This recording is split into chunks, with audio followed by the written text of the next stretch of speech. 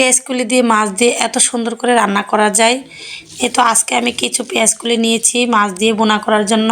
প্রায় সময় আমি এই পেঁয়াজকলিটা শুটকি দিয়েও ভাজি করে খাই। আমার কাছে খুবই প্রিয় একটি সবজি। শীত আসলে আমি এমনিতেও সবজিটা একটু বেশি রান্না করি। সবজি প্রিয় আমি। আমার মতো কে কে সবজি পছন্দ করেন শীতের দিন আসলে অবশ্যই কমেন্টে জানাবেন। তো এখানে কিছু ডাটার সাইজ করে কেটে নিয়েছি। এরপর আমি ফ্রাই প্যানে পেঁয়াজকলি রান্না করলেও আমি প্রায় সময় পেস্টটা দিয়ে থাকি, না দিলেও চলে। মশলাটা ভালো করে কষিয়ে পেঁয়াজগুলোগুলি দিয়ে দিচ্ছি, কিছুক্ষণ কষিয়ে নিব। যার মতো পছন্দ করে রান্না করে খেতে পারেন, কিন্তু আমার কাছে এই পেঁয়াজকলিটা যেভাবে রান্না করি সেভাবে আমার কাছে অনেক স্বাদ হয়। কিছুক্ষণ ঢাকনা দিয়ে ডেকে কষিয়ে তারপর দিয়ে দিব মাছটাকে আমি আগে থেকে ভেজে রেখেছিলাম।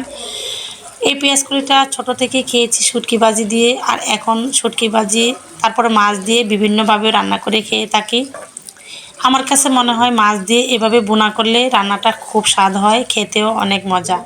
এক একজনের এক এক রকম রুচি, এভাবে রান্না করে খেতে পারেন আমার মতো।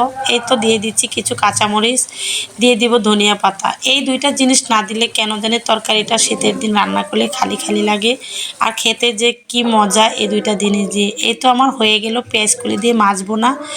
তো এই মাছ বোনাটা কার কার কাছে ভালো লাগছে দেখে অবশ্যই কমেন্টে জানাবেন, আর আপনারাও চাইলে আমার মতো এভাবে ট্রাই করবেন।